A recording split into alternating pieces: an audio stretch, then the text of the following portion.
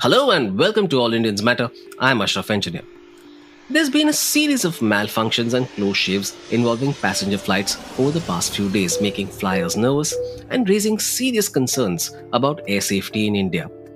These malfunctions involved airlines like SpiceJet, Indigo, and Vistara and ranged from smoke in the cabin to engine shutdowns and technical problems. Some had to resort to emergency landings. No wonder. A survey conducted on July 6 and 7, days after the malfunctions, by Money Control and local circles, said about 3 of every 4 Indians traveling on domestic flights were worried about their safety. Only 16% of the 21,000 flyers surveyed said they were not concerned at all about safety. 42% said they were concerned while flying on a domestic airline in general, and 35% said they were only concerned if traveling on a select few airlines. The suspicion among many respondents was that airlines were cutting corners due to a financial crunch following 2 years of the COVID-19 pandemic and the soaring cost of fuel. So, why are such incidents happening, and is it safe to fly in India? All Indians matter.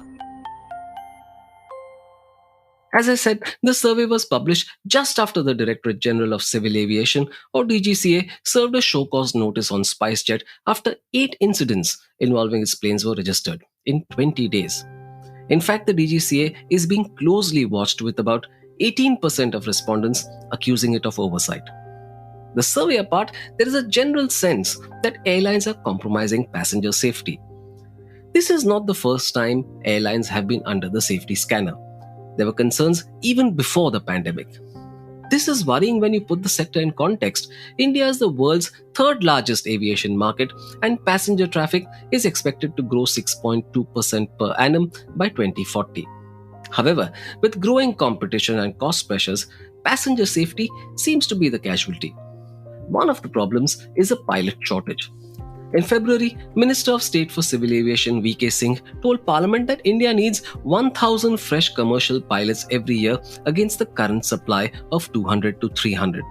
We have just over 9,002 pilots in all at the moment. The Ministry of Civil Aviation responded to the shortage by introducing online on-demand examination for aircraft maintenance engineers and flying crew with effect from November 2021. There are other measures that liberalize flight training operations, but experts say they are debatable because while they would go some way in easing the shortage, the quality of pilots would remain an issue. In fact, many pilots have been found to be improperly trained to operate flights and barred by the DGCA. Let's now look at the shortage of ground staff, a critical component of any flight operation. No one was more severely affected by the lockdowns than ground staff. According to government data, between April 2020 and December 2021, of the 1.9 lakh employees across airlines, airports, ground handling, and air cargo, 19,200 employees, or 10% of the workforce, were laid off. Ground staff formed the bulk of these numbers. Now, according to a TeamLease report, the aviation industry has a deficit of 15,800 ground staff and 1,350 cabin crew. This has been compounded by salary cuts. The recent delays of Indigo flights, for instance, were because cabin staff took leave in protest against pay cuts. Many called in sick to interview for Air India jobs. Now here's something even more serious.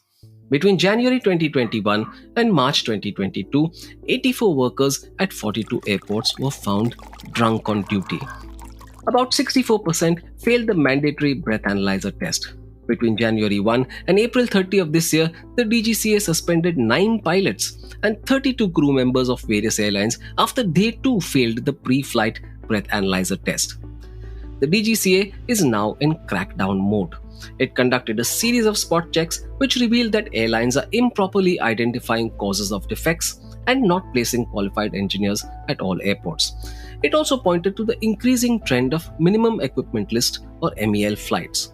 The MEL allows a plane to be operated safely even if something is suboptimal, but only under certain circumstances before it has to undergo repairs. For example, if a landing light isn't working, the plane might be allowed to fly during daytime. As far as safety inspections are concerned, before every takeoff, a licensed maintenance engineer inspects the aircraft and green lights it if everything is fine. There are various categories of such engineer licenses. Category A is given to those permitted to maintain the aircraft under certain limits.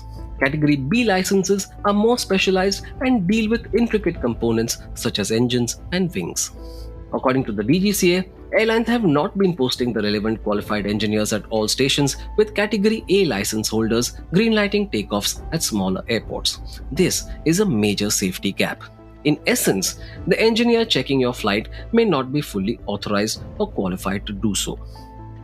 Whether this is the reason for the multiple incidents ranging from engine snacks to burning smells in cabins to birds entering the cockpit, only a detailed investigation will tell.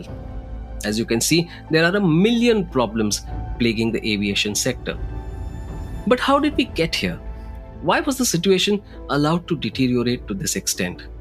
The airlines must be made to answer, but what was the DGCA doing? After all, the DGCA is the aviation watchdog, and the responsibility to ensure that airlines adhere to safety norms lies with it. There is something seriously wrong with our aviation processes and checks and balances. How else do you account for the high number of close shaves in recent times? Thank God there have been no crashes or loss of life. But the DGCA and Ministry of Civil Aviation can't wait till that happens to tighten the screws. After all, it's your safety that's on the line. What do you think about the latest crisis to befall Indian aviation? Do you feel safe flying?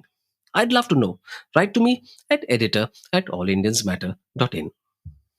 Thank you all for listening. Please visit allindiansmatter.in, that's ALLINDIANSMATTER.in, for more columns and audio podcasts. You can follow me on Twitter at Ashraf Engineer, that's ASHRAFENGINER, and All Indians Count, that's ALLINDIANSCOUNT. Search for the All Indians Matter page on Facebook. On Instagram, the handle is All Indians Matter. Email me at editor@allindiansmatter.in. Catch you again soon.